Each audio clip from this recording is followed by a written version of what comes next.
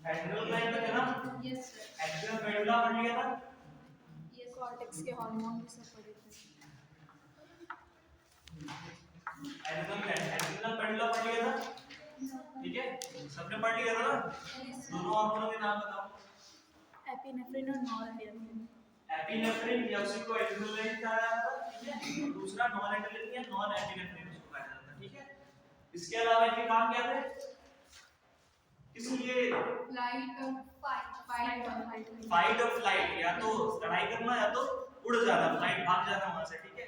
तो इसके लिए इसको इमरजेंसी हार्मोन, ठीक है, और स्ट्रेस हार्मोन भी इसी को कहा जाता है। जब तुम्हें स्ट्रेस होगा ना, जैसे किसी मुसीबत में तुम फंसे तब ये रिलीज होता है कि अभी तुम्हें उससे टैकल करना है या तुम्हें भाग जाना है उससे बच के, ठीक, तब ये हार्मोन ये रिलीज होता है, ठीक। ये हार्मोन करता क्या काम है? तो ये दोनों ही हार्मोन क्या काम कर देंगे? तुम्हारी जो एक्टिविटी है ना उनको बढ़ा देंगे, रेस्पिरेशन बढ़ा देंगे तुम्हारा। तुम्हें डर लगने लगेगा, स्वेटिंग होने लगेगी, उसके कारण स्ट्रेस के कारण स्वेटिंग होने लग जाती है। इसके साथ पाइलो इरेक्शन, बहुत ज्यादा एक्साइटमेंट भी हो सकती है, ठीक है। ऐसा नहीं डर में हमेशा डर ही लगेगा, मतलब स्ट्रेस वाली कंडीशन में कभी-कभी तुम्हें एक्साइटमेंट भी हो रहा है, तो पाइलो इरेक्शन सबको पता है ना, रोकते खड़े हो जाना, ठीक है। इसके अलावा रेस्पिरेशन बता दो, हार्ट बीट बढ़ जाएगी तुम्हारी, ठीक। तो ये सारी चीजें हमें लगता है नॉर्मल है, सबको याद रहेंगी कि क्या होता है इमरजेंसी हार्मोन में काम, ठीक है। तो ये एड्रिनल मेडुला से दो हार्मोन रिलीज होते हैं। मेडुला कौन सा पार्ट है, अंदर का या बाहर का? अंदर का, ठीक है। तो मेडुला हमेशा अंदर का पार्ट है, हर जगह कॉर्टेक्स से आएगा, वो बाहर का पार्ट है, मेडुला अंदर का पार्ट है। दो हार्मोन पे दोनों पता चल गया। इमरजेंसी हार्मोन कहते हैं क्योंकि इसमें इमरजेंसी हार्मोन होता है, इसलिए ग्लैंड को क्या कहते हैं? Emergency gland. इमरजेंसी ग्लैंड या ग्लैंड ऑफ इमरजेंसी कुछ भी कह सकते हो, ठीक है। तो इमरजेंसी ग्लैंड। अब बताओ कॉर्टेक्स का, एड्रिनल कॉर्टेक्स ये लेयर से मिलके बना हुआ था? Yes sir. कितनी लेयर थी? 3 लेयर्स थी। Yes sir. आउटर वाली कौन सी थी, क्या नाम था उसका? ज़ोना? ये इनर थी, ज़ोना रेटिकुलरिस, इसीलिए मैंने नीचे वाले से पूछा है ताकि तुम ऊपर जो पढ़ के आओ, ठीक है। क्या नाम है? ग्लोमेरुलस। ग्लोमेरुलस। थोड़ा देख तो लिया करो पूछ क्या रहे हैं, ठीक है। सिर्फ पढ़ना नहीं है, नोट्स के हिसाब से नहीं पूछ रहे हैं, कुछ अपने हिसाब से। ज़ोना ग्लोमेरुलस आउटर है। Yes sir. फिर सेकंड वाली कौन सी थी? Zona fasciculata. फैसिकुलेटा या बीच वाली या सेकंड वाली, ठीक है। Last reticularis. रेटिकुलरिस, ठीक है, इनर मोस्ट। इसमें सबसे ज्यादा अगर कहा जाए तो 50% जो सिक्रीशन है वो इससे होता है, मतलब जो हार्मोन तुम्हारे एड्रिनल ग्लैंड में सिक्रीट हो रहे हैं 50% ये मिडल वाला पार्ट करता है। इसको हार्मोन कौन सा था पहले बताओ इन सबके, ये जो हार्मोन निकालेंगे उनको एक पर्टिकुलर नाम क्या कहेंगे? कॉर्टिकॉइड्स। कॉर्टिकॉइड्स, ठीक है। इसके हार्मोन्स को कॉर्टिकॉइड्स कहते हैं, ठीक है। और मेडुला के हार्मोन को क्या कहते हैं? कैटेकोलामाइन। कैटेकोलामाइन, ठीक है। कैटेकोलामाइन, कोकाकोलामाइन से कैटेकोलामाइन, ठीक है। कॉर्टिकॉइड्स और कॉर्टेक्स के कॉर्टिकॉइड्स। तो मतलब अब देखो बहुत ही सिंपल हो जाता है इनका नाम, जहां इतना बड़ा नाम है लेकिन बहुत आसान हो जाएगा। इनको नॉर्मली कहते हैं कॉर्टिकॉइड्स, ठीक है। ये रिलीज कर रहा है ग्लूकोज वाले कॉर्टिकॉइड जो ग्लूकोज के लिए काम करेंगे, ठीक है। इसलिए ग्लूकोकॉर्टिकॉइड्स, ठीक है, जो ग्लूकोज पे काम करेंगे। इसमें हार्मोन का नाम क्या था? हार्मोन का नाम क्या था? कॉर्टिसोल। कॉर्टिसोल, ठीक है। अब दूसरा आउटर वाली लेयर आती थी, ये क्या क्या रिलीज कर रही थी? मिनरलोकॉर्टिकॉइड्स। मिनरलोकॉर्टिकॉइड्स, ठीक है। इसके हार्मोन का नाम क्या था? तो अगर नॉर्मली क्या था? एल्डोस्टेरोन। एल्डोस्टेरोन, एल्डोस्टेरोन, ठीक है। उसके बाद रेटिकुलरिस वाले क्या रिलीज कर रहे थे? सबसे कम सिक्रीशन इनका होता है, मतलब नाम मात्र का कहा जाता है। ये कौन सा रिलीज करवा रहे थे? गोनाडोकॉर्टिकॉइड्स, गोनाडोकॉर्टिकॉइड्स, ठीक है। अब देखो कॉर्टिकॉइड्स का मतलब एड्रिनल के हार्मोन है, यहां पे क्या मिनरल वाले कॉर्टिकॉइड्स, मतलब मिनरल पे जो काम करेंगे। ग्लूको मतलब जो ग्लूकोज पे काम करेंगे, ग्लूकोकॉर्टिकॉइड्स। गोनाड मतलब जो गोनाड्स है हमारे, कहां पे जो एड्रिनल ग्लैंड के हार्मोन काम कर रहे हैं वो गोनाडोकॉर्टिकॉइड्स, ठीक है। तो हमें लगता है नाम से क्लियर है इनका काम क्या होने वाला है, ठीक है। तो सबसे पहले हम लोग मेजर वाले कॉर्टिसोल की बात कर रहे हैं, जो नॉर्मली वैसे क्या होता है ग्लूकोकॉर्टिकॉइड होता है, लेकिन नॉर्मली इस हार्मोन का नाम क्या दिया गया है कॉर्टिसोल, ठीक है। तो कॉर्टिसोल का काम बहुत इंपॉर्टेंट, इस एड्रिनल ग्लैंड में पूरा अगर कहा जाए तो सबसे इंपॉर्टेंट क्या है कॉर्टिसोल आता है। इसका काम तो जो हमारा ग्लाइकोजन है उसको ब्रेक करके क्या बनाना, ग्लूकोज। ग्लाइकोजन ब्रेक होगा तो ग्लूकोज ही बनेगा, क्योंकि ग्लूकोज की स्टोर्ड फॉर्म ही ग्लाइकोजन होता है। तो ग्लाइकोजन स्टोर क्या होता है पैंक्रियाज में, लीवर वगैरह में, ठीक है, लीवर में और भी जगह स्टोर होता है, मेनली लीवर में, ठीक है, स्टोरेज ऑफ ग्लूकोज। ठीक, तो इतना समझ में आ गया ना ग्लूकोकॉर्टिकॉइड्स काम क्या करता है, ये ग्लाइकोनियोजेनेसिस कर रहा है। इस टर्म को याद रखना, ग्लाइकोनियोजेनेसिस, ठीक है। एक होता है ग्लाइकोजेनेसिस, ठीक है, थोड़ा सा डिफरेंशिएशन है तो नियो। जब ग्लाइकोजन ब्रेक में ग्लूकोज बनाता है तो उस प्रोसेस को कहते हैं ग्लाइकोनियोजेनेसिस, ठीक है। लेकिन जब वापस से उससे ग्लाइकोजन बनता है तो क्या ग्लाइकोजेनेसिस। जब ग्लाइकोजन बनना होगा तो क्या होता है ग्लाइकोजेनेसिस, लेकिन जब ग्लाइकोजन से ग्लूकोज बनना होता है ग्लाइकोनियोजेनेसिस, ठीक है। और किसी चीज के टूटने पर उसमें आखिरी में लाइसिस लग जाता है, ठीक है। तो अगर ग्लाइकोजन ब्रेक होगा तो ग्लाइकोलाइसिस, ठीक है, क्लियर है ना।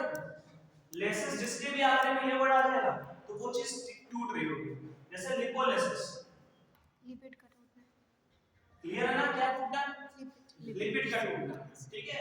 प्रोटियोलाइसिस, प्रोटीन का टूटना, प्रोटियोलाइसिस, ठीक है, समझ रहे हो। तो कॉर्टिसोल का काम क्या है, पहली बात तो ये ग्लाइकोनियोजेनेसिस करवाएगा, मतलब ग्लूकोज बनाएगा, ठीक है। और दूसरा काम लिपोलाइसिस, लिपिड का तोड़ेगा, ठीक है। फिर तीसरा प्रोटियोलाइसिस, प्रोटीन को भी तोड़ेगा, क्लियर है ना, ठीक है। तो हमें लगता है इसका काम क्लियर हो गया। अब मिनरलोकॉर्टिकॉइड्स, मिनरल्स, हमारे मिनरल्स बॉडी में है, यूरिन में देख रहे हो तो तुमने एब्जॉर्प्शन हुआ था, तो वो जो एब्जॉर्प्शन कर रहा था एल्डोस्टेरोन पढ़ा था तुमने, रेगुलेशन ऑफ किडनी में, था कि नहीं था। तो वहां मास तुमने पढ़ रखा था, तो तुम्हें यहां समझ में आ गया होगा कि एड्रिनल कॉर्टेक्स का हार्मोन है एल्डोस्टेरोन जो काम कर रहा था। काम क्या कर रहा था, Na और वाटर को एब्जॉर्ब कर रहा था, है कि नहीं, यस सर, और पोटेशियम और बाइकार्बोनेट को निकाल रहा है, ऐसा तो था। तो इसका नाम क्लियर हो गया मेरा, एल्डोस्टेरोन का क्लियर है, ठीक। फिर रेटिकुलरिस गोनाडोकॉर्टिकॉइड्स, ठीक। तो गोनाड से हमारे रिलीज जो हार्मोन होते हैं वो होता है एंड्रोजन, मेल्स में एंड्रोजन हार्मोन, ठीक है, एंड्रोजन टेस्टोस्टेरोन, समझ रहे हो ना।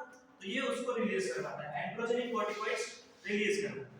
कॉर्टिकॉइड्स में क्योंकि एड्रिनल कॉर्टेक्स के हार्मोन रिलीज करता है, इसलिए उसको एंड्रोजेनिक कॉर्टिकॉइड्स कहते हैं, ठीक है, क्लियर है। चलो इसको लिख लेते हैं, कंप्लीट हो जाएगा।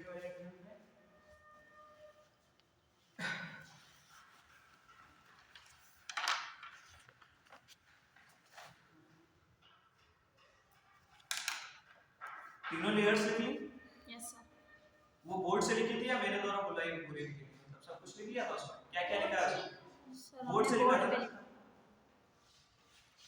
चलो कुछ नहीं, उस बस लेयर क्या है, जोनल फैसिकुलेटा 50% कॉन्स्टिट्यूट 50% लिख लो सेकंड में। जो बीच वाली लेयर है ना, देखो कॉन्स्टिट्यूट 50% ऑफ ग्लैंड, ठीक है। मतलब ये जो बीच की लेयर है वो सबसे ज्यादा है। जैसे अगर मान लो ये तीन लेयर्स है, ठीक है, तो ये वाली जो लेयर सबसे ज्यादा सेल्स होंगे, जो सबसे ज्यादा सीक्रेट करेंगे, ठीक है। आउटर वाली में उससे कम, लोअर वाली में सबसे कम, ठीक है। तो ऊपर वाली में रेटिकुलरिस में देखो constitute 7% of gland, 7% of gland. Glomerulosa में देखो कॉन्स्टिट्यूट 15% ऑफ ग्लैंड,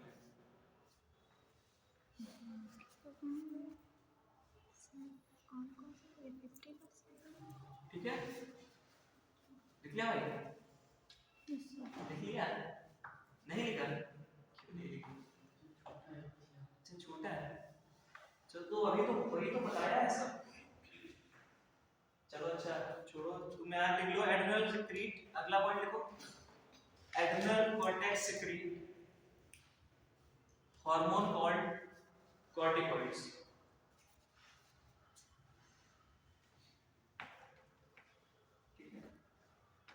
एक बार फिर से तुम देख लो भाई, इधर देखो, ये जो बाहर का पार्ट होता है एड्रिनल ग्लैंड होती है, किडनी के ऊपर जो ग्लैंड होती है, उसके बाहर के पार्ट को एड्रिनल कॉर्टेक्स कहते हैं और उसके अंदर के पार्ट को एड्रिनल मेडुला कहते हैं, ठीक है। ये जो अंदर का पार्ट होता है वहां से दो हार्मोन निकलते हैं, एक तो एड्रेनलिन, दूसरा नॉन एड्रेनलिन, ठीक, ये दोनों निकलते हैं। ये काम क्या करते हैं, फाइट और फ्लाइट का। जब तुम्हारे अंदर स्ट्रेस होता है, या मान लो तुम कुत्ता दौड़ा ले, शेर दौड़ा ले, या कोई फीटल वेरा लेके दौड़ा ले, तो जो हार्मोन रिलीज होता है ना, वो ये एड्रेनलिन और नॉन एड्रेनलिन। अब ये इमरजेंसी का हार्मोन है, मैं मम्मी गरम दवा लेके दौड़ रही है, तो भागने की कोशिश करोगे तो वो फ्लाइट हो जाती है, ठीक है। और अगर तुम्हें मान लो लड़ने बैठ के मम्मी से नहीं अच्छा, तब भी तुम्ही को मारना है, ठीक है। तो लड़ने वड़ने का और भागने का दोनों का हार्मोन यही वाला एड्रेनल मेडुलर रिलीज करता है, फाइट और फ्लाइट। इसीलिए इसको इमरजेंसी हार्मोन भी कहते हैं। इसीलिए ये जो ग्लैंड है इसे इमरजेंसी ग्लैंड कहते हैं। अब इसका बाहर वाला पार्ट एड्रेनल कॉर्टेक्स कहलाता है। ये 3 लेयर से मिलकर बना होता है, ठीक है। तो सबसे बाहर वाली लेयर का ज़ोना ग्लोमेरुलस कहते हैं, ठीक है। बीच वाली को फेसिकुलर कहते हैं, बीच वाली लेयर को, ठीक, और लास्ट वाली को रेटिकुलरिस कहते हैं, ठीक है। अब हर लेयर से कुछ हार्मोन निकलते हैं, ठीक। जैसे बाहर वाले से मिनरलोकॉर्टिकॉइड्स है, कॉर्टिकॉइड्स एड्रेनल कॉर्टेक्स के हर हार्मोन को कॉर्टिकॉइड कहा जाएगा, लेकिन ये मिनरल वाले कॉर्टिकॉइड है, इसलिए इनको स्पेशल नाम मिनरलोकॉर्टिकॉइड। उसमें भी उस हार्मोन का पर्टिकुलर नाम एल्डोस्टेरोन है, ठीक है। अब बीच वाले लेयर में क्या हार्मोन निकलते हैं, ग्लूकोकॉर्टिकॉइड्स, क्योंकि तुम्हारी बॉडी में लगातार ग्लाइकोजन इकट्ठा हो रहा है, तो उसको ब्रेक डाउन करके ग्लूकोज बनाना है कि नहीं, तो उसके लिए ग्लूकोकॉर्टिकॉइड, जिसका नाम कॉर्टिसोल है, ठीक है। फिर लास्ट वाली लेयर है रेटिकुलरिस, ये तुम्हारे जो गोनैड्स हैं, जो प्राइवेट पार्ट्स है, वहां पे जो मतलब हार्मोन्स होंगे उनको गोनेडोकॉर्टिकॉइड्स कहा जाता है, ठीक है। समझ रहे हो ना, क्लियर। चलो तो बस यही लिखना है, ठीक है, और एंडोकॉर्टेक्स होता है, लिख लिया। पहले डालो glucocorticoids, glucocorticoids,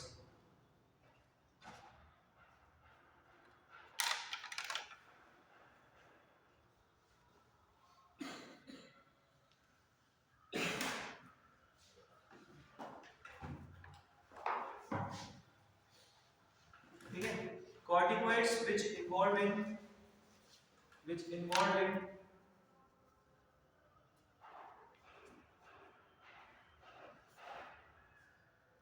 carbohydrates metabolism,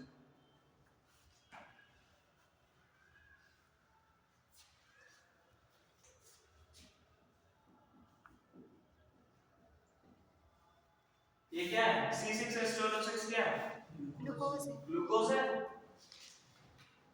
glucose एक क्या होता है, कार्बोहाइड्रेट होता है। तो जाहिर सी बात है क्या ग्लूकोकॉर्टिकॉइड्स कार्बोहाइड्रेट के मेटाबॉलिज्म में हेल्प कर रहे हैं, ये पॉइंट क्लियर है ना।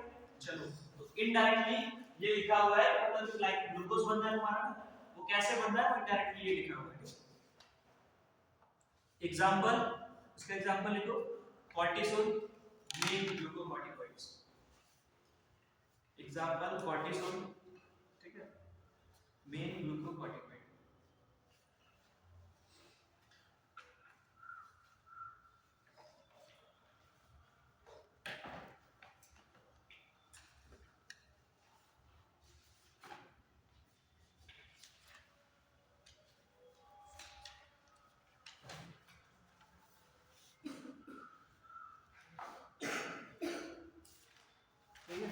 फिर हेडिंग डालो cortisol,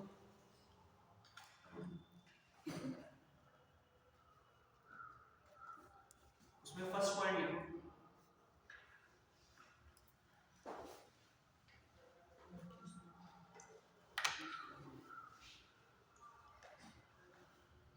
it stimulate gluconeogenesis,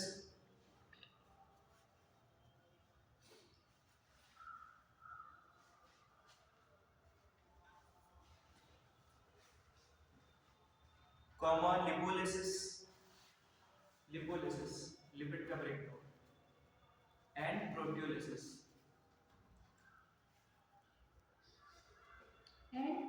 proteolysis. फिर सेकेंड पॉइंट है it inhibits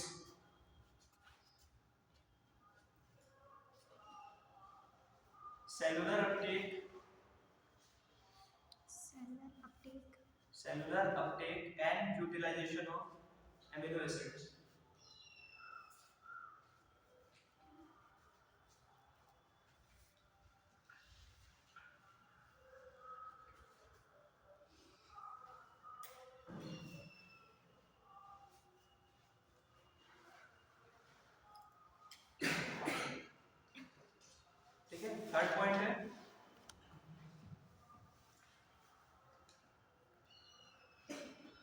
cortisol involved in maintaining, क्या हो गया बीच में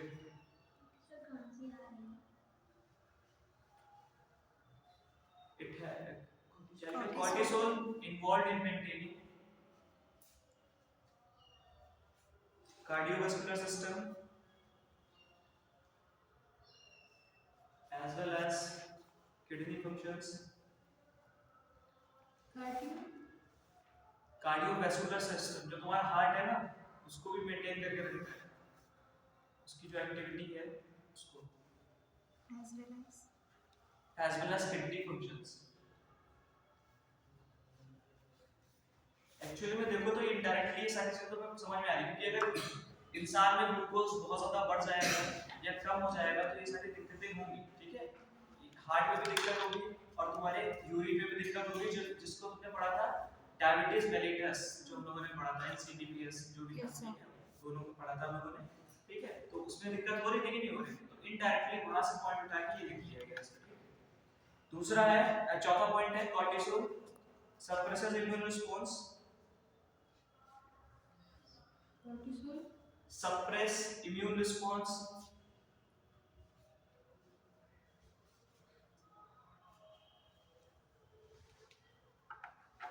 Last point, it stimulate RBC production. It stimulate RBC production. ठीक है, इनमें भी से एक भी पॉइंट तुम छोड़ नहीं सकते, पांचों तुम्हें कॉर्टिसोल के बारे में याद होना चाहिए, ठीक है। पहला देख लो, पहला तुम्हें क्लियर करना, जो मेन इसका फंक्शन है वो काम क्या है, ग्लूकोनियोजेनेसिस, ग्लूकोज को बनाना, लिपिड को तोड़ना और प्रोटीन को तोड़ना, ठीक है। अब ये सब तोड़ेगा, इसके साथ साथ क्या करेगा, जो एमिनो एसिड होता है, एमिनो एसिड, ठीक है, इसको क्या, इसका जो बॉडी के द्वारा अपटेक है उसको भी कम कर देगा। अब बॉडी में एमिनो एसिड कम किया जा रहा है तो उसकी क्या इम्यूनिटी कम हो जाएगी, इम्यूनिटी को भी सप्रेस कर देता है, ठीक है, सप्रेस इम्यूनिटी। इम्यूनिटी जानते हैं ना, बॉडी की प्रतिरक्षा तंत्र, मतलब जो दूसरे से लड़ने की शक्ति होती है उसको हल्का सा कम कर देगा, ठीक, अगर बहुत ज्यादा भुगता किया ज्यादा हो जाएगा, ठीक है, उस हिसाब से। फिर आ जाता है कि हमारे हार्ट की जो एक्टिविटी है उसको भी मेंटेन रखेगा, ठीक है, और इसके अलावा क्या कर रहा है, किडनी फंक्शंस को भी रखता है, ठीक है, क्लियर है ना। इसमें कुछ बहुत बड़ी बात नहीं है, साइड से बात है, ग्लूकोज और एमिनो एसिड का लेना ही कम हो जाएगा बॉडी में और ब्लड शुगर लेवल बढ़ता जाएगा तो सारी दिक्कतें आनी है, ठीक है। चलो फिर आगे लिखो मिनरलोकॉर्टिकॉइड्स, नेक्स्ट हेडिंग है mineralocorticoids.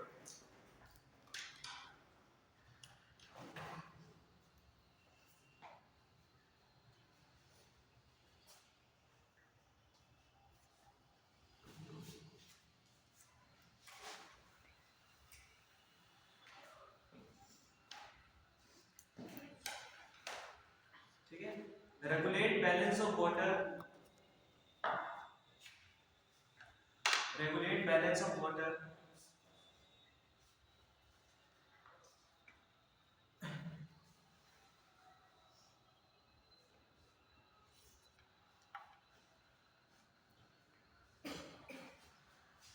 an electrolyte in our body, an electrolyte in our body, water और electrolyte का बैलेंस एल्डोस्टेरोन मेंटेन करता है, ये तुम पढ़ चुके हो पिछले चैप्टर में एक्सप्रेशन वाले, in our body, ठीक है। इसका एग्जांपल एल्डोस्टेरोन, मिनरलोकॉर्टिकॉइड का एग्जांपल एल्डोस्टेरोन।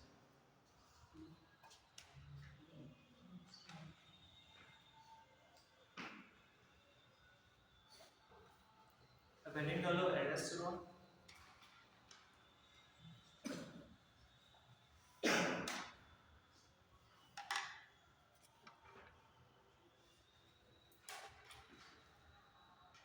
इसमें लिखो it act at the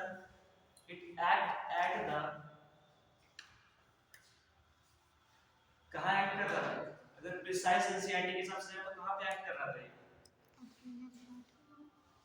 kidney में एक्ट कर रहा था, लेकिन किडनी के नेफ्रॉन में किस पार्ट एक्ट कर रहा था, डीसीटी या पीसीटी, डीसीटी, कितने लोग डीसीटी के साथ, पीसीटी के साथ कितने लोग हैं, डीसीटी, ठीक है, जो पीछे वाला पार्ट है डीसीटी, ठीक है, इस पे एक्ट कर रहा था, वहां से रीअब्सॉर्ब कर रहा था सोडियम और वाटर, इस तरीके से प्रिसाइज याद करना है, बिल्कुल समझ रहे हो। उसमें इसी लाइन में देखो डीसीटी और पीसीटी में तुम गलत करके आ जाओ अगर दो पॉइंट आ गए तो, है कि नहीं। तो बिल्कुल प्रिसाइज याद करना है और कहीं मत भटकना, केवल एनसीईआरटी याद करना है, ठीक है। इसी तरीके से बस इसी तरीके से क्वेश्चन आता है, उसमें कोई दिक्कत नहीं होगी। ठीक, तो डीसीटी जो हमारा पीछे वाला पार्ट है रीनल ट्यूब्यूल्स का, ठीक, रीनल ट्यूब्यूल में याद है सब पीसीटी डीसीटी है लो, उसमें पीछे वाला पार्ट डीसीटी, वहां से एल्डोस्टेरोन रीएब्जॉर्ब कर रहा था वाटर और सोडियम का, ठीक है, और पोटेशियम को बाहर छोड़ रहा था, ठीक है। तो लिख लो इसको, aldosterone act at renal tubule, ये लिख दिया renal tubule, it act at renal tubule, renal tubule and stimulate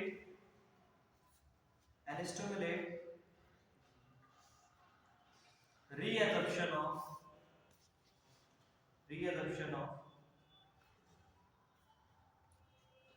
sodium and water,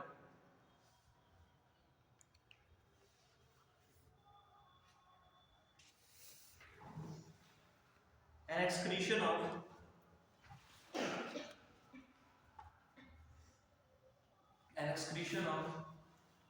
potassium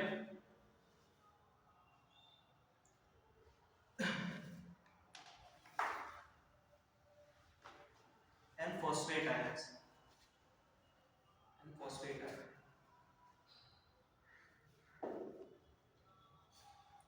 ठीक है, ठीक है।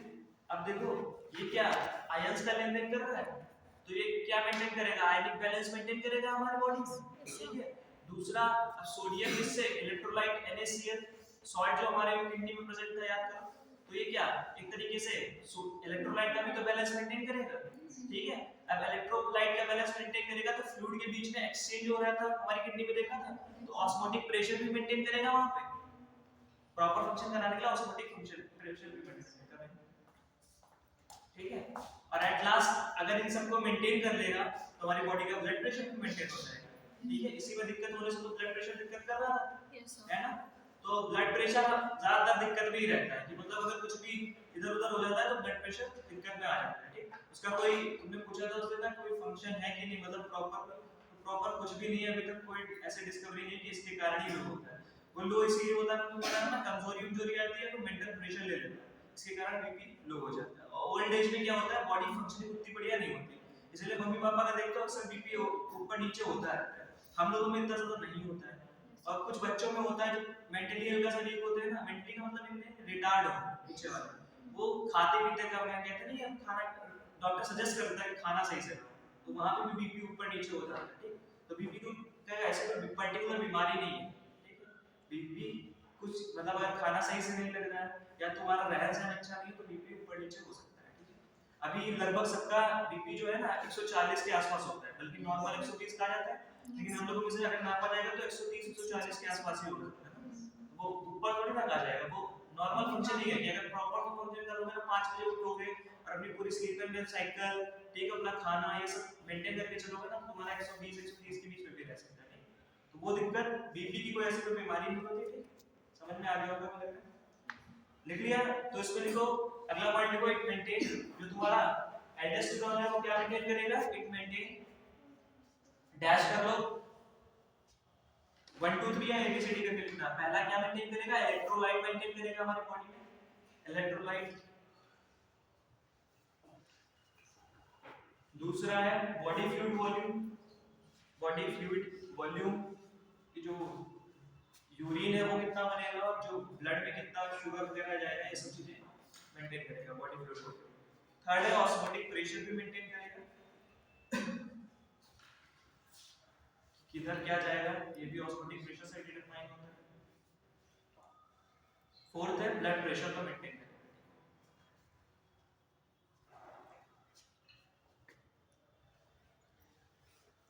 लास्ट लिख लो गोनाडोकॉर्टिकॉइड्स, गोनाडोकॉर्टिकॉइड्स।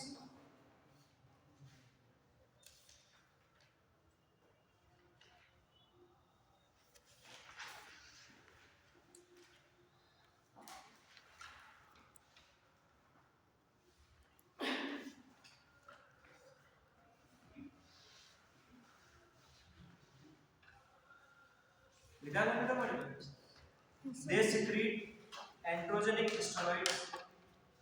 Androgenic steroids.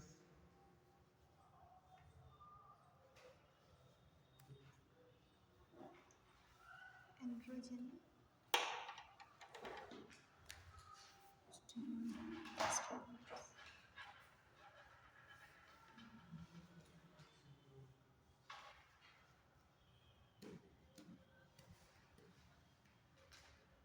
Androgenic steroid Yes. play a role in growth of axial hair, pubic hair,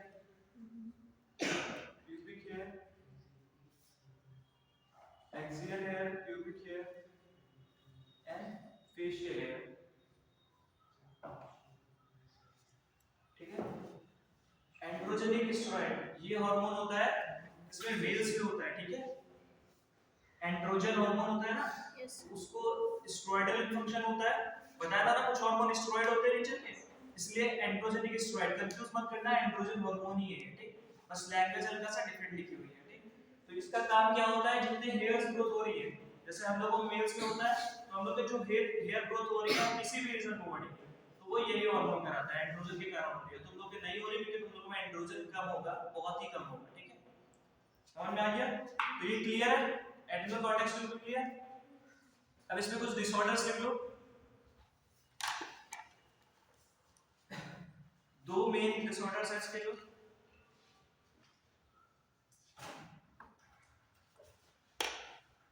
ठीक है? अब देखो ये जो भी मेंटेन कर रहा था, क्या अगर प्रॉपर था तो ब्लड प्रेशर भी नॉर्मल था, सब नॉर्मल था, तो अगर किसी चीज की कमी हो जाएगी तो वो सब चीजें क्या हो जाएगा, कम हो जाएंगी, और कुछ चीज बढ़ जाएगी तो वो बढ़ जाएगा, ठीक है? तो जो यहाँ पे अगर हम लोग बात करें इन दोनों की, ग्लूकोकॉर्टिकॉइड्स और मिनरलोकॉर्टिकॉइड्स, इनकी डेफिशिएंसी हो जाएगी ना, तो ग्लूकोज बहुत ज्यादा बढ़ने लगेगा हमारे में, तो एक कुशन सिंड्रोम होता है, कुशन सिंड्रोम या कुशिंग डिजीज, ठीक है? कुशिंग सिंड्रोम या कुशिंग डिजीज याद रखना, कुशिंग सिंड्रोम या कुशिंग डिजीज, दूसरी है एडिशंस डिजीज, एडिशंस डिजीज या एडिशन सिंड्रोम, ठीक है? इससे सिंड्रोम वो अवस्था, सिंड्रोम क्या होता है पता है तुमको? जब बहुत सारी बीमारियां तुम्हारे एक साथ हो जाती हैं तो उस बीमारियों को पूरे गुच्छे के साथ सिंड्रोम कहते हैं, ठीक? तो यहाँ पे जो कुशिंग सिंड्रोम होगा ये क्या होगा, जब मिनरलोकॉर्ड और ग्लूकोकॉर्टिकॉइड्स की डेफिशिएंसी हो जाएगी ना, तो तुम्हारे में क्या होगा, ग्लूकोज लेवल बढ़ने लग जाएगा, बहुत ज्यादा बढ़ने लग जाएगा। और एडिशन वाला क्या होगा कि इसमें जब डेफिशिएंसी होगी तो कम होने लग जाएगा, ठीक है? तो अगर कम होगा तो एडिशंस डिजीज हो जाएगी, और कुशिंग डिजीज से कब हो जाएगी, सिंड्रोम कब हो जाएगा, जब इन दोनों की डेफिशिएंसी से बढ़ने लगेगा ग्लूकोज लेवल, ठीक है? तो दो एड्रेनल कॉर्टेक्स से दो बीमारियां होती है जो मेन, ठीक है? पहला है एडिशन डिजीज, ठीक है? दूसरा है कुशिंग सिंड्रोम, ठीक है? चलो लिख लो डिसऑर्डर्स में, लिखो डिसऑर्डर्स ऑफ एड्रेनल ग्लैंड। पहला लिखो कुशिंग्स, कुशिंग सिंड्रोम। सिंड्रोम समझ में आ गया ना सब, बहुत सी बीमारियां एक साथ हो जाती हैं, ठीक है?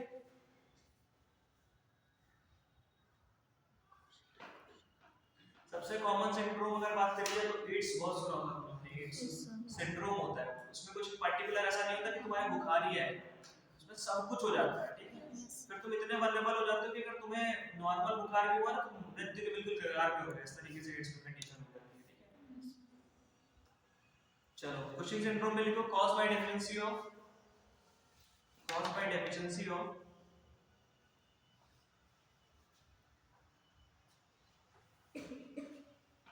cortisol,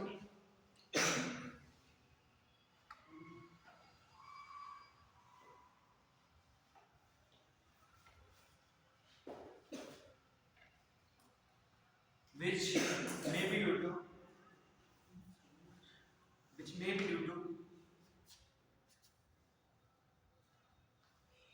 Maybe.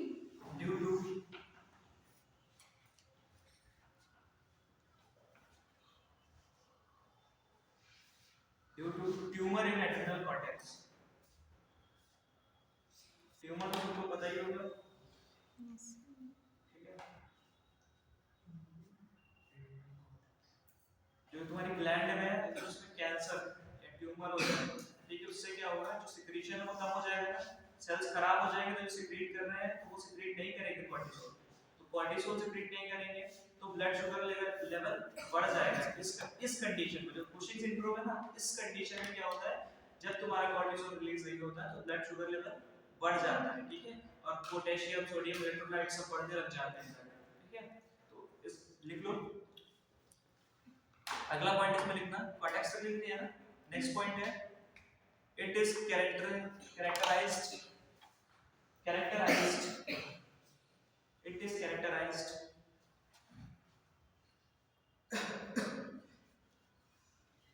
बाय डैश कर लो, first point high BP,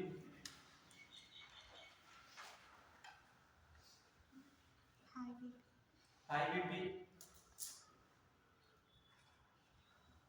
rise in, second point है rise in sodium and potassium in plasma, sodium and potassium in plasma, हमेशा याद रखना सोडियम पोटेशियम जब बोल रहे हैं इसका मतलब आयन से है, ठीक है, आयंस फॉर्म में ही होंगे, ठीक।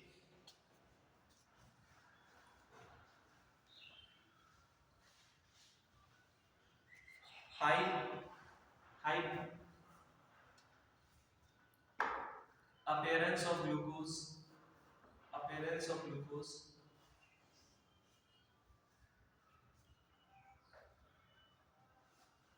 in urine,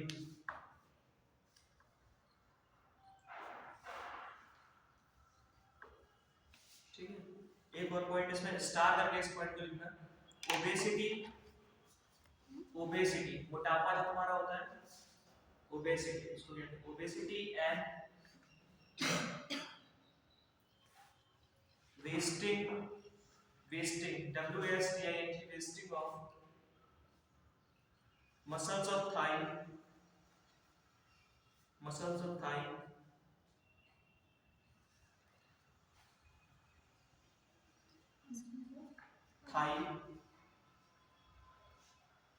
and pectoral and pelvic girdle, चलो दो वर्ड आ गए, pectoral and pelvic girdle, ये बताओ कहां पे होते हैं, pectoral girdle कहां पे होता है, ये पेक्टोरल है, ये पेल्विक है, ठीक है। तो तुम मोटे तो होगे लेकिन तुम्हारी यहाँ की मसल्स गायब हो जाएंगी, जो थाई की मसल्स है, तुझे टांगे पतली, तुम मोटे, फिर यहाँ पे भी उससे बड़े, कितना अजीब, लोगों को तो डिजीज तो हुई ना, सिंड्रोम, ठीक है। तो ये कुशिंग सिंड्रोम काफी खतरनाक सिंड्रोम मतलब एक गुच्छा है पूरा डिजीज एक साथ हो जाती है, ठीक है। फिर अगला देखो एडिसन्स डिजीज, नेक्स्ट है एडिसन्स डिजीज, इस ऑर्डर में ही लिखना, एडिसन्स डिजीज। अगर पूरे कॉन्टेक्स्ट में बात करी जाए तो मेन फोकस तुम्हारा एडिसन्स डिजीज पे ही होना चाहिए, ठीक है।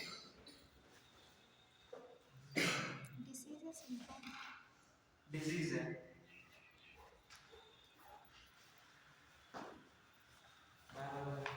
बाय ठीक है, लिखो cause by deficiency of mineralocorticoid and glucocorticoid। mineralocorticoid का नाम बताओ, एल्डोस्टेरोन, ग्लूकोकॉर्टिकोइड का कॉर्टिसोल, बोलते रहो याद हो जाएगा, ये इसी तरीके से याद होगा, इसमें कुछ मंत्र नहीं चलते होंगे, ठीक है। जो हम क्वेश्चन पूछ रहे हैं उसको बताते रहोगे तो धीरे धीरे याद हो जाएगा। मिनरलोकॉर्टिकॉइड और ग्लूकोकॉर्टिकॉइड दोनों की डेफिशिएंसी से ये एडिशंस डिजीज हो जाती है, और तुम्हारी मेन डिजीज जो एडनोइड कॉर्टेक्स की है ना, वो एडिशन डिजीज ही है, ठीक है। ऊपर वाले को तब भी एक बार तुम नेग्लेक्ट कर सकते हो, इसको बिल्कुल नेग्लेक्ट करके मत जाना, ठीक है। इसमें लिखो its symptoms are, next point है इट्स सिम्पटम्स आर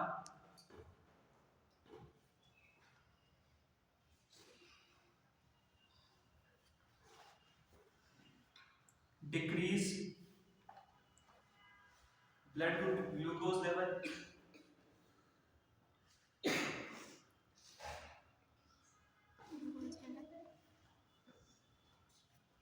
ठीक है। दूसरा पॉइंट मतलब इसी का दूसरा सिम्पटम है लॉस ऑफ वेट,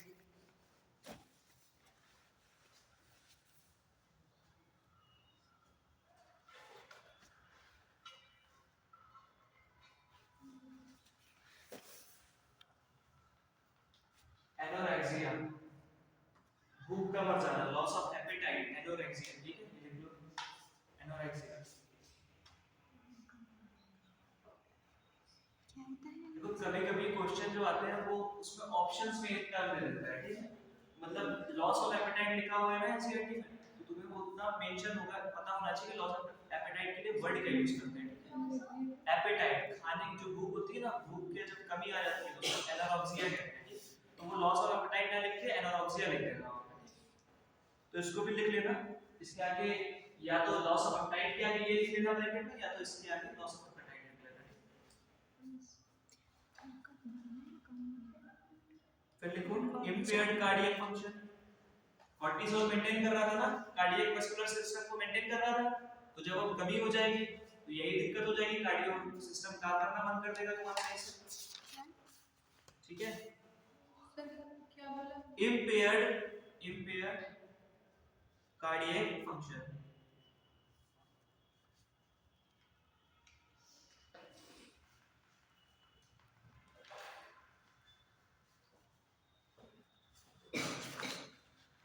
ठीक है, लो बीपी, लो बीपी,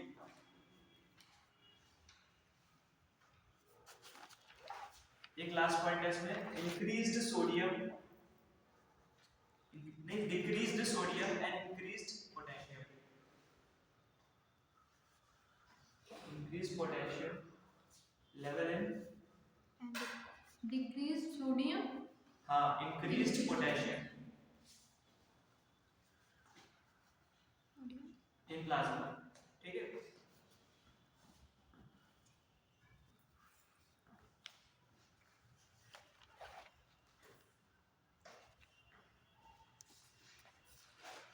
पैनक्रियास तुम लोगों ने पढ़ा है क्या, डाइजेस्टिव चैप्टर में पढ़ा है क्या पैनक्रियास, नहीं पढ़ा है?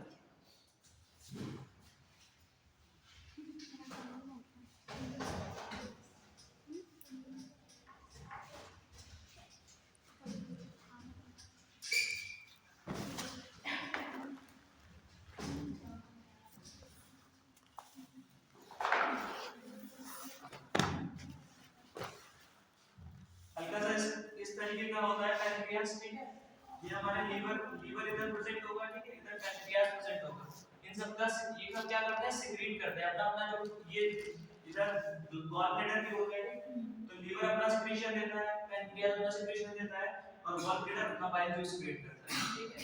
तो इसमें हम लोग पैनक्रियास की बात करें तो ये हमारी क्या है, endocrine as well as exocrine gland, pancreas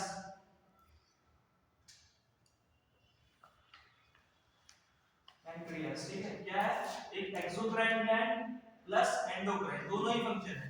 exocrine का मतलब एक्सोक्राइन ग्लैंड का मतलब जिसमें डक्ट होगी सर, जिसमें डक्ट होती है, ठीक है, तो ये डक्ट से अपना सिक्रीशन भी करता है और हार्मोन्स डायरेक्ट ब्लड में सिक्रीट करता है, ठीक है। अब आ जाते हैं कि कितने, इसमें एक ऑर्गन होता है, जा पढ़ के जब लेट हो गया था क्या, यस ये चल थोड़ी देर बैठ जाओ, ये देख लो लास्ट है, इसके बाद इंपॉर्टेंट होगी, आज में दे दो बस जल्दी से समझ आएगा। इसमें जो देखो पैनक्रियास में एक ऑर्गन होता है आइलेट्स ऑफ लेगरेंस, क्या आइलेट ऑफ लेगरेंस, ठीक है, ये एक स्ट्रक्चर का नाम है जो पैनक्रियास के अंदर होता है, इसी ये क्या होते हैं, 1 से 2 मिलियन होते हैं, समझ रहे हो ना, मतलब 10 लाख से 20 लाख इतने छोटे से पैनक्रियास में होते हैं, ठीक, लेकिन ये बनाते कितना 1 से 2% पैनक्रियाटिक जो टिश्यू है, जो पैनक्रियास के ओवरऑल टिश्यू के अंदर केवल 1 से 2% ही होते हैं, तो समझ सकते हो पैनक्रियास में कितने ज्यादा टिश्यू होते हैं, ठीक है। फिर ये जो ऑर्गन है, यही मेन ऑर्गन एक तरीके से कह सकते हो कि ये अल्फा सेल्स और बीटा सेल्स से ट्रीट करता है, ये दो तरीके के सेल से बना होता है, अल्फा सेल्स और बीटा सेल से। इसमें अल्फा सेल जो होता है वही हार्मोन रिलीज करता है, जिसे कहते हैं ग्लूकेगॉन, ठीक है, दूसरे को इंसुलिन, इंसुलिन,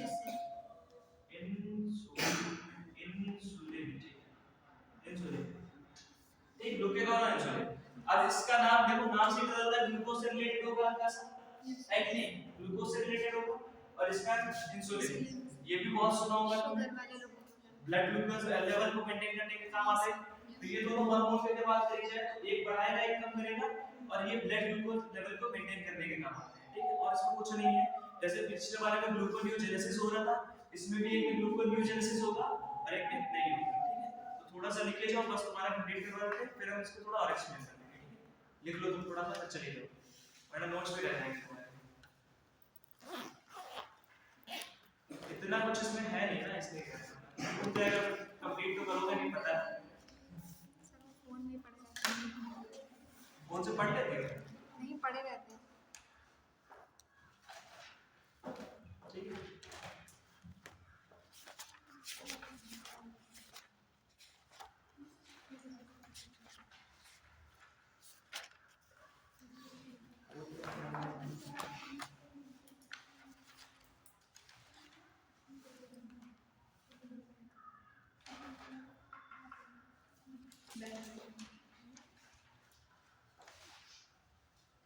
हाँ लिखो।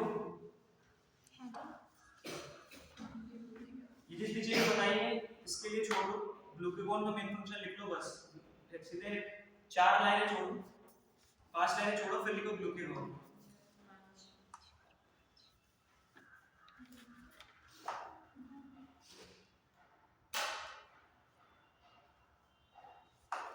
स्टिमुलेट ग्लूकोनियोजेनेसिस, ठीक है। Stimulate gluconeogenesis, contribute to hyperglycemia, hyperglycaemia, ठीक है। ये टर्म याद रखना, अगर पूरे हार्मोन की जिस्ट कही जाए तो केवल इसी लाइन में है कि अगर है क्या हार्मोन, तो ये ग्लूकोज बना रहा है, तो ग्लूकोज बहुत ज्यादा बनाएगा, इसलिए इसको हाइपरग्लाइसीमिया कहते हैं। टर्म याद रखना बस, ठीक। इसलिए इसको हाइपरग्लाइसेमिक हार्मोन भी कहा जाता है, ठीक। सेकंड पॉइंट इसी में, it reduces cellular Uptake of glucose and utilization. It reduces cellular uptake of glucose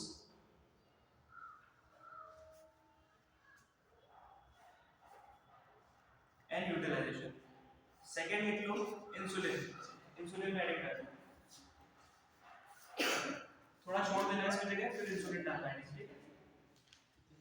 जिन्होंने नहीं छोड़ी कोई बात नहीं, इंसुलिन बस लास्ट लिख लो, फिर इसको चले जाऊंगा पूरा एक्सप्लेन करते हैं। इंसुलिन में लिखो act on hepatocytes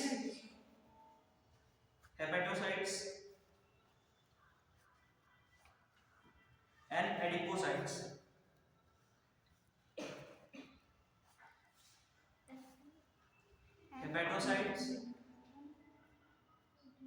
Hepatocytes and adipocytes enhance cellular uptake of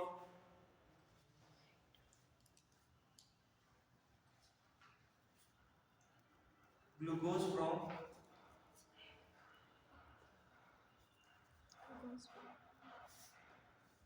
blood to hepatocytes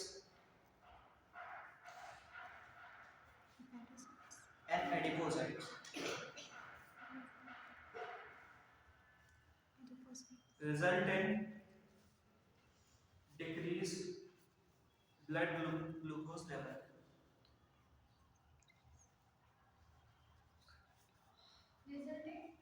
Decrease in blood glucose level, ठीक है। तो बस एक बार देखो, कुछ नहीं है इसमें। पैनक्रियाज है, पैनक्रियाज में आइलेट्स ऑफ लेगरेंस एक ऑर्गन का नाम है, ठीक है, आइलेट्स ऑफ लेगरेंस। इसी में ये बहुत होते हैं नंबर में, लेकिन पैनक्रियाज में इतने सेल होते हैं कि ये केवल 1 से 2% ही पता चलता है। इनमें भी एक अल्फा सेल है, दूसरा बीटा सेल है। अल्फा सेल ग्लूकागोन रिलीज कर रहा है, ये कर रहा है, क्या करना है, ग्लूकोनियोजेनेसिस, ठीक है। तो ये वाला करना है ग्लाइकोजेनेसिस। अंदर तुम्हें बताया था इसमें क्या, ये ग्लूकोज से ग्लाइकोजन बना रहा है स्टोर फॉर्म में वापस, समझ रहे हो ना। ग्लूकागोन क्या कर रहा है कि जो ग्लाइकोजन तुम्हारे लीवर में है या फैट सेल्स जो है तुम्हारे, वहां पे जो हेपेटोसाइट और एडिपोसाइट्स है, मतलब जो लीवर के सेल्स है और एडिपोस टिश्यू वाले जो सेल्स है, वहां से ग्लूकोज बना के दे रहा है ग्लूकागोन। तो ये हाइपरग्लाइसेमिक हो गया ना, ग्लूकोज ज्यादा बना रहा है, तो इसको हाइपरग्लाइसेमिक हार्मोन कहते हैं, ठीक है। इंसुलिन ग्लाइकोजेनेसिस कर रहा है, मतलब जो ग्लूकोज बढ़ गया है ना तुम्हारे ब्लड में, जब ये बहुत ज्यादा ग्लूकोज बनाएगा तो ये क्या करेगा, इसको कम करने का काम करेगा। तो ये क्या करता है, जो हेपेटोसाइट और एडिपोसाइट सेल्स है ना तुम्हारे, हेपेटोसाइट मतलब लीवर के सेल्स है और एडिपोसाइट मतलब जो एडिपोस टिश्यू में जो फैट इकट्ठा करते हैं ना, वो क्या कर रहे हैं, उससे वापस दे रहे हैं, वापस खींच ले रहे हैं। ठीक, तो ये वाला वापस खिंचवा लेता है ग्लूकोज, ये वाला बनवा लेता है ग्लूकोज, किससे, एक तो लीवर सेल से और एडिपोस सेल से। समझ में आ गया, तो एक दूसरे को मेंटेन करके चलते हैं। क्लियर है इतना सर? अब तुम जा सकते हो, पैंक्रियास हो गई। इसके बाद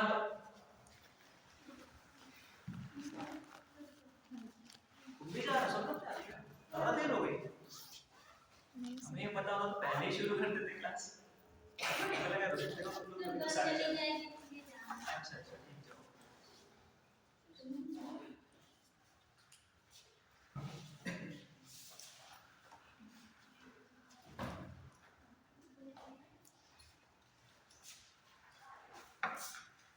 ठीक है, क्लियर है ना इतना? ये क्या कर रहा है, ग्लूकोज लेवल बढ़ा रहा है। अब बताओ ग्लूकोज लेवल, शुगर बढ़ गई तुम्हारी बॉडी में, तो एक बीमारी हो रही थी तुम्हें, बीमारी हो रही थी, डायबिटीज कहते हैं जिसे।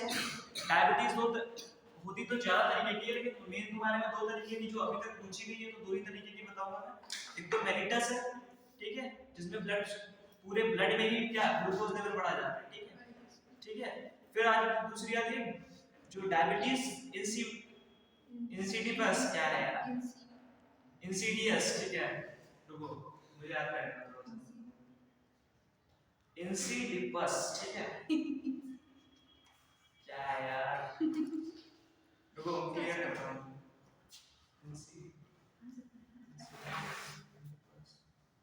कोई फोन लाया है ना, उसमें देखो जो अपना स्किन डायबिटीज इसको बोलते हैं, स्किन डायबिटीज।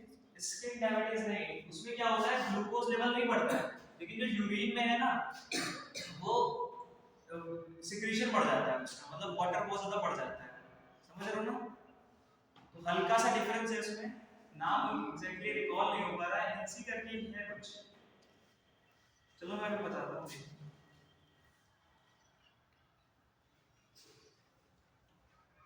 ये तुम्हारे में क्वेश्चन आया हुआ है, इसलिए थोड़ा सा कंफ्यूजिंग हो रहा है इसमें, याद नहीं है क्लियर से।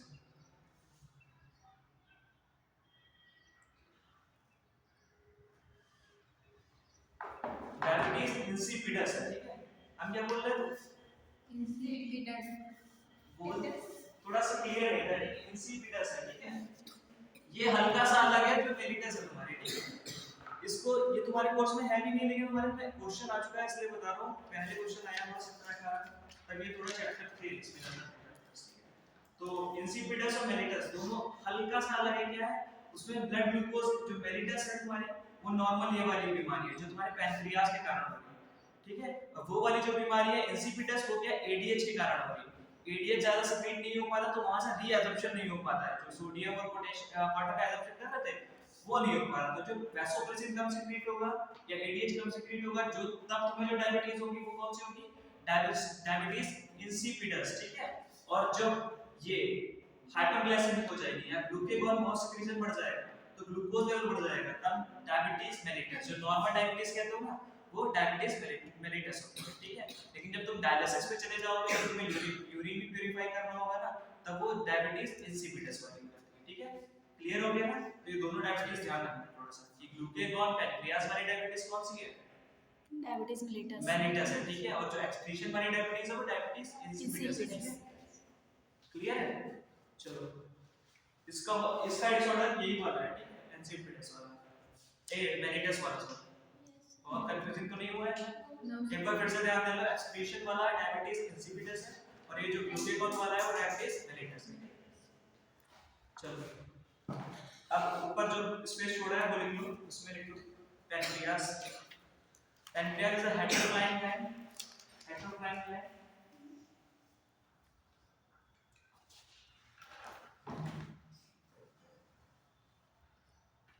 act both as exocrine and endocrine gland.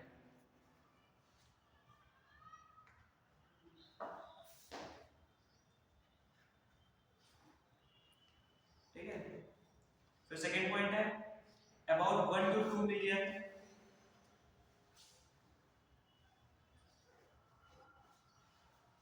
islets of Langerhans present in pancreas of human.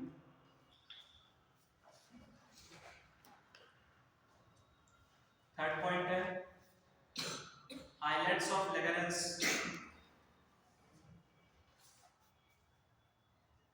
produces two type of cells dash कर दो। पहला कौन सा है अल्फा सेल्स ब्रैकेट में secrete glucagon hormone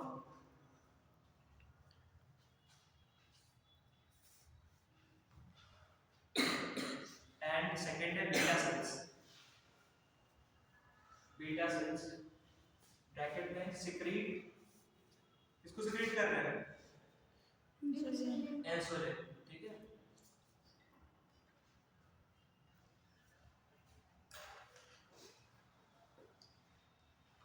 ठीक है तो ग्लूकागॉन इंसुलिन ओके ठीक है। फिर लास्ट में डिसऑर्डर लिख लो जो लिख चुके हो ना लास्ट में डिसऑर्डर लिख लो।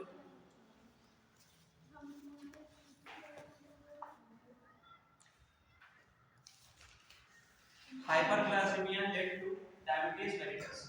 हाइपरग्लाइसेमिया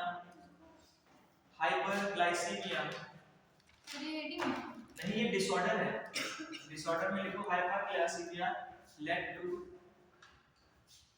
हमारी फ्रेंड्स कहाँ रह गए लेट हो गए क्या आज डायबिटीज मेलिटस ठीक है। Hyperglycaemia lead to diabetes mellitus. Hyperglycaemia मतलब ग्लूकोज लेवल जब बढ़ जाएगा ब्लड में तो क्या डायबिटीज मेलिटस हो जाएगा ठीक है।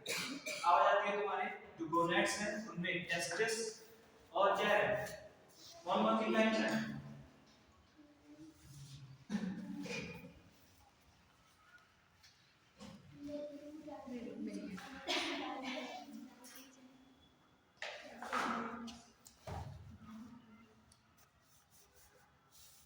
जो हमारे सेक्स ऑर्गन्स है ना उसमें भी जो ग्लैंड्स है वो पहली तो है टेस्टिस जो मेल में वही आ गई दूसरी है ओवरीज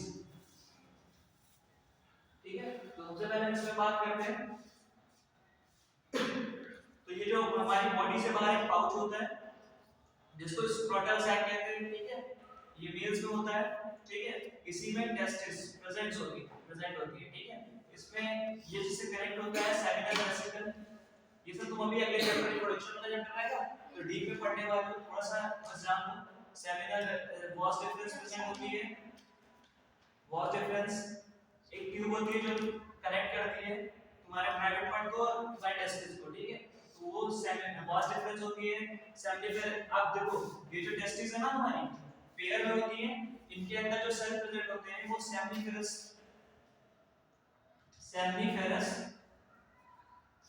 ट्यूब्यूल होते हैं और साथ में इसके इंटरस्टिशियल सेल्स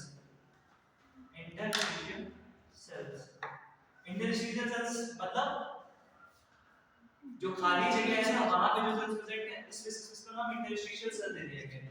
इन्हीं को एक और नाम दे देते हैं लेडिक सेल्स ठीक है।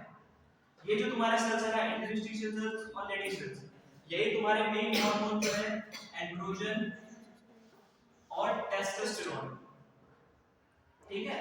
तुम्हारी बॉडी में जो टेस्टिस है वो दो हार्मोन रिलीज कर रही है कहां से रिलीज कर रही है तो उसमें जो है लेडिक सेल्स है या इंटरस्टिशियल सेल्स है दोनों एक ही सेल्स या तो लेडिक सेल कह लो या इंटरस्टिशियल सेल ये तुम्हारे हार्मोन प्रोड्यूस कर रहे हैं एंड्रोजन और टेस्टोस्टेरोन। इतना बात क्लियर है। अब जो एंड्रोजन हार्मोन है ना वही तुम्हारे जो मेल्स में बात करें तो दाढ़ी मूंछें और जो आवाज भारी लो पिच वॉइस है ना तो हम लोग की आवाज भारी होती है थोड़ा लड़कियों से तो वो एंड्रोजन के कारण ही होती है ठीक है। और ये हमारे बॉडी में लिबिडो के लिए लिबिडो होता है सेक्सुअल जो डिजायर्स होते हैं मेल्स के उसके लिए भी यही हार्मोन जिम्मेदार होते हैं ठीक है एंडोस्टेरोन और एंड्रोजन ठीक है। तो इसमें बस इतना ही है। इसके ये जो हार्मोन है ना एंड्रोजन और टेस्टोस्टेरोन अगला रिप्रोडक्शन चैप्टर आया है उसमें पूरी डिटेल से उसके बारे में पढ़ने वाले। अभी तो ध्यान क्या रखना है कि प्रोड्यूस कहाँ हो रहा है जो हमारे टेस्टिस में प्रोड्यूस हो रहा है जो कि एंडोक्राइन ग्लैंड है, ठीक है। और उसमें भी कहा रेडिकल्स में या इंटरस्टिशियल सेल्स में है कौन से एंड्रोजन और टेस्टोस्टेरोन में काम क्या करते हैं, जो हमारे सेकेंडरी सेक्सुअल कैरेक्टर्स है, ठीक है। सेकेंडरी सेक्सुअल कैरेक्टर्स है हमारा आवाज भारी होना, ठीक है, एडम्स एप्पल, ठीक है, और ये हमारा दाढ़ी मूंछ आना, ये सब चीजें मेल्स में करवा रहे हैं। फिर हम फीमेल्स में क्या आ जाता है, फीमेल्स में जो ग्लैंड्स होती है वो कौन सी है, ओवरीज, ठीक है। तो इन दोनों में से एक ही चीज हो सकती है, अगर दोनों दोनों के कैरेक्टर्स आ रहा है तो वो मतलब एब्नॉर्मलिटी मानी जाती है एनिमल्स में, ठीक है।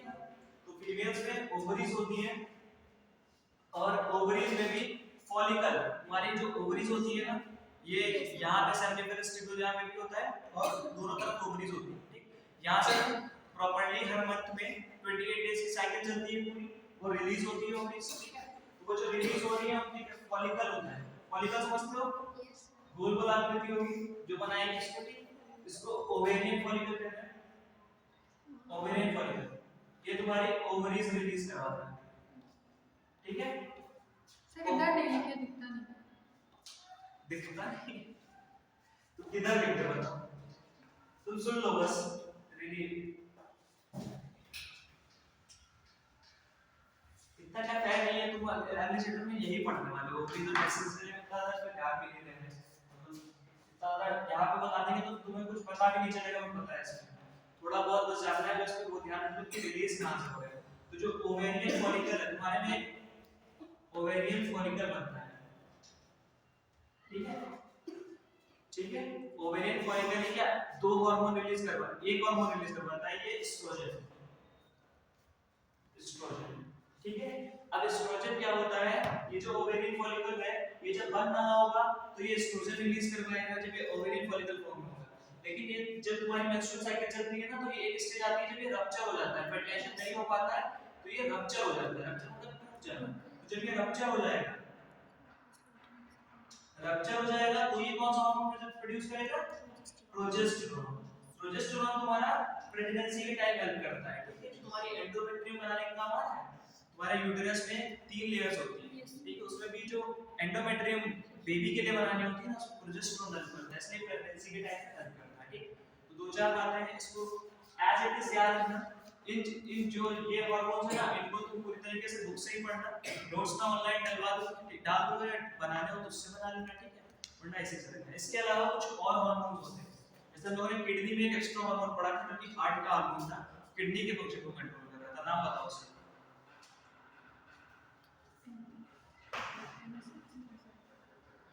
शॉर्ट में ही बताओ,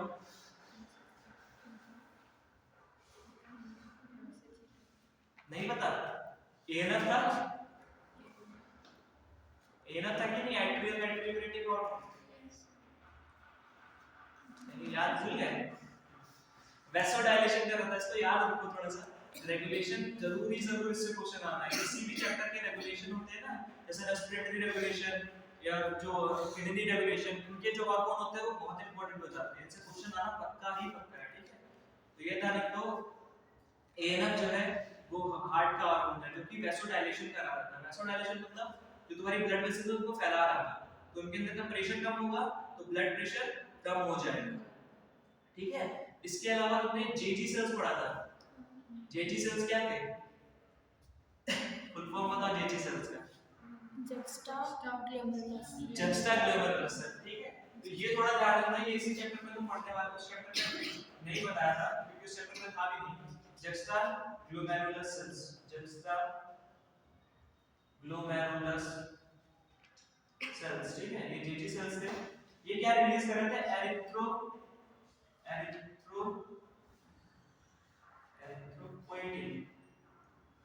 नाम एरिथ्रो का मतलब क्या था, एरिथ्रो का मतलब क्या था,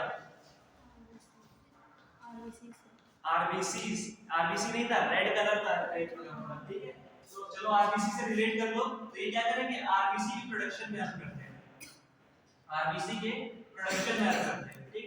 तो नेफ्रॉन के जस्ट स्टार्टिंग पॉइंट में प्रेजेंट है, याद करो, वहां पे क्या करेंगे, आरबीसी का प्रोडक्शन करवा देते हैं, ठीक। तो ये थोड़ा कुछ अलग हार्मोन है, तो मेरी सुनो, उधर मत ध्यान दो, सब तुम्हारे में लिखा हुआ है, आराम से तुम मेरी पहले सुन, ठीक। तो इन हार्मोन में लगता है कोई दिक्कत, ये क्वेश्चन आया हुआ है, ठीक है, क्वेश्चन है, ठीक है, थोड़ा सा इसमें जरूर ध्यान देना कि ये थोड़ा इंपॉर्टेंट भी है कि आरबीसी का प्रोडक्शन जो किडनी के पास हो रहा है वो तेजी सेल्स करवा रहा है, ठीक है। उसके बाद आ जाता है वैसोप्रेसिन, पढ़ चुके हो तो पिट्यूटरी, ठीक है, वो तो पिट्यूटरी ग्लैंड का था। और इसके अलावा हाँ तुम्हारे डाइजेस्टिव ट्रैक्ट जो है, डाइजेस्टिव ट्रैक्ट, डाइजेस्टिव ट्रैक्ट मतलब जहां से डाइजेशन हो रहा है, ठीक, वहां से कुछ हार्मोन रिलीज हो रहे हैं, जैसे गैस्ट्रिक, ये तुम्हारी गैस्ट्रिक ग्लैंड होती है उस पे काम करता है, वहां से रिलीज करवाता है जो एचसीएल और पेप्सिनोजन है, पेप्सिनोजन है जो, ठीक है, ठीक, जल्दी बोलो थोड़ा सा हो गया। गैस्ट्रिक किसमें, गैस्ट्रिक ग्लैंड पे एक्ट करेगा और वहां से जो हाइड्रोक्लोरिक एसिड है ना तुम्हारे पेट में निकलता रहता है, तो सबको लगभग पता होगा, और पेप्सिनोजन है वो इस हार्मोन के कारण होता है डाइजेस्टिव ट्रैक्ट में, गैस्ट्रिक हार्मोन के कारण गैस्ट्रिक ग्लैंड उसको रिलीज करती रहती है, ठीक। और फिर आ जाता है जीआईपी, इसी को इनहिबिट करने वाला हार्मोन है, ठीक है, गैस्ट्रिक इनहिबिटिंग हार्मोन है, ठीक है। उसके बाद सिक्रेटिन आ जाता है और एक आता है सीसीके, कॉलीसिस्टोकाइनिन, कॉलीसिस्टोकाइनिन, ठीक है। चार हार्मोन तुम्हारे डाइजेस्टिव ट्रैक्ट रिलीज करवाती है, ठीक है। ये वो हार्मोन है तुम्हारे एंडोक्राइन ग्लैंड के अलावा रिलीज होते हैं, ठीक। तो इनको थोड़ा ध्यान रखने वाली चीज है कि क्या करना है। चलो लिख लो, ये वाली हेडिंग लिख लो पहले, टेस्टिस और ओवरी का छुड़वा देना, ठीक है। ये तुम अपने नोट्स जो पेज है उससे कर लेना।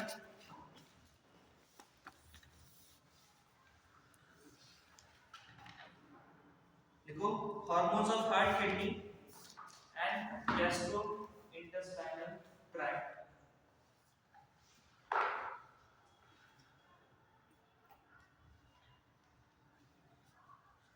ठीक है। इसमें फर्स्ट डालो,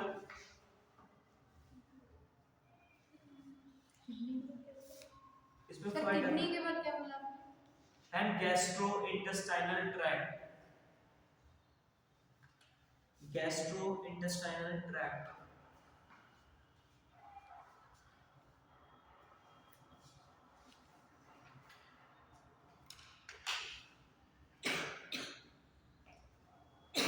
ठीक है।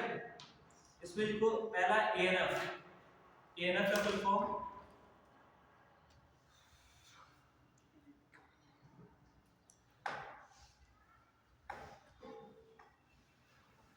Atrial natriuretic factor, atrial natriuretic factor,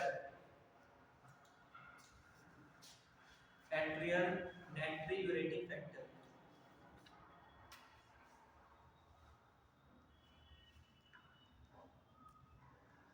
ठीक है। डैश करो, this hormone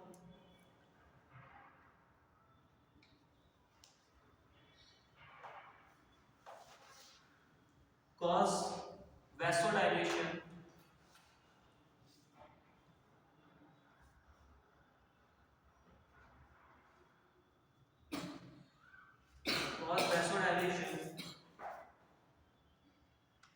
and reduces BP blood pressure है, ठीक है, reduces BP,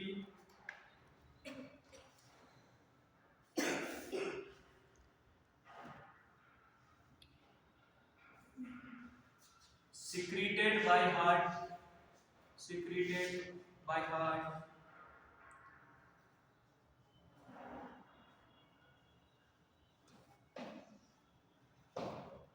atrial walls, atria जानते हैं ना सब, चार चैम्बर हार्ट में, ऊपर वाले दो को एट्रिया कहते थे, तो उसकी जो वॉल्स है वहां से ये ना सिक्रीट होता है, ठीक है।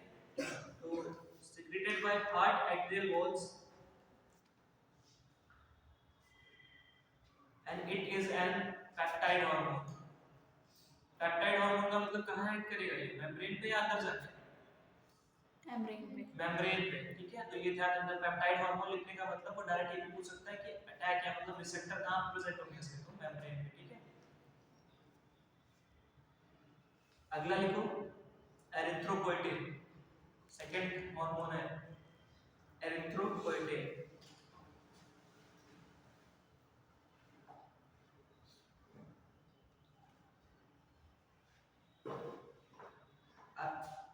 it is a peptide hormone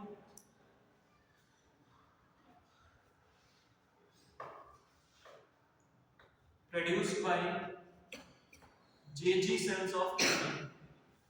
Produced by JG cells of kidney.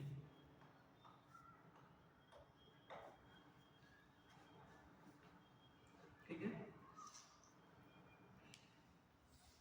फिर लिखो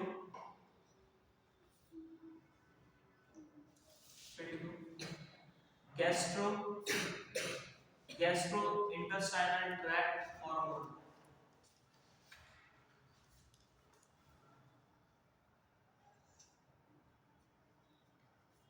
are four in numbers, are four, dash कर लो, पहला लिखो gastric,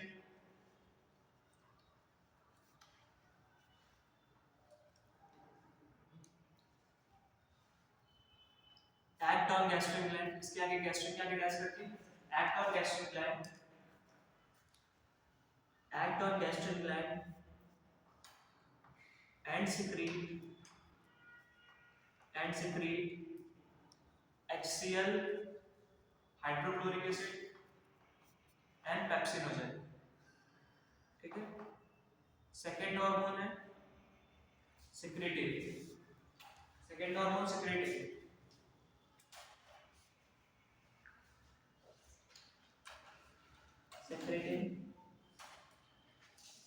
act on exocrine pancreas,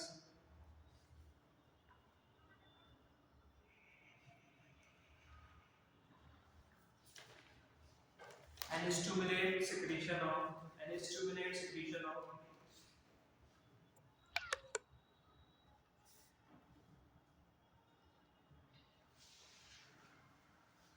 water and bicarbonates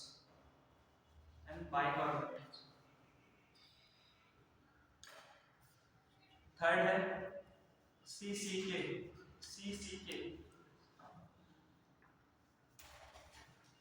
cholecystokinin, cholecystokinin,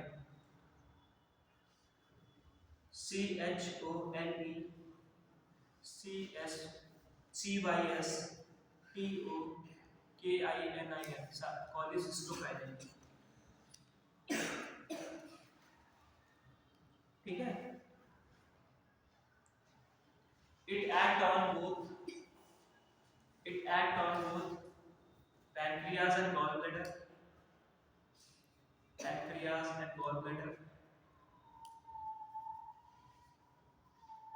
and stimulate secretion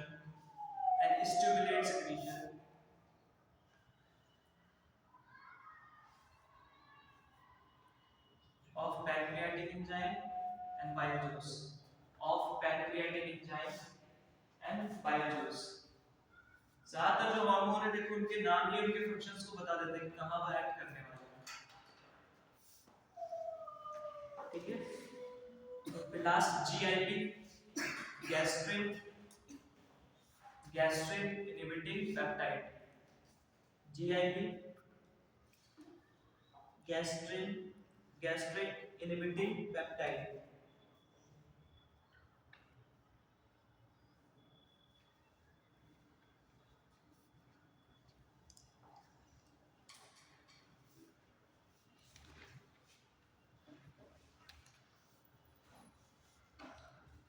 ठीक है, लिख लो inhibit gastrin secretion,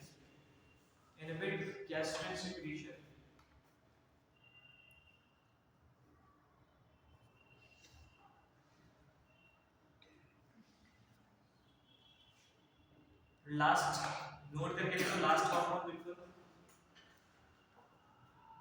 देखो, एक ग्रोथ हार्मोन होता है और ये है ग्रोथ फैक्टर। ठीक है, ग्रोथ फैक्टर का काम क्या होता है, जो ओवरऑल बॉडी में जितने भी टिश्यू हैं सबके लिए नॉर्मल ग्रोथ कराता है, नॉर्मल ग्रोथ कराने के काम आता है, ज्यादा अंतर नहीं, नॉर्मल ग्रोथ कराने के लिए। तो ग्रोथ फैक्टर लिखो, नोट में लिखो, growth factor essential for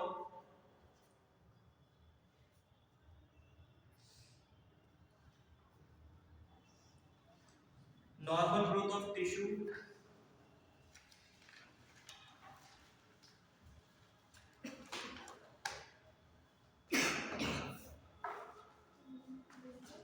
normal growth of tissue and their repairing tissue and their repairing, ठीक है। तो ये ग्रोथ ऑफ फैक्टर बता ही रहा है कि ग्रोथ करवाएगा प्लस जो रिपेयरिंग है वो भी यही वर्क करवाएगा।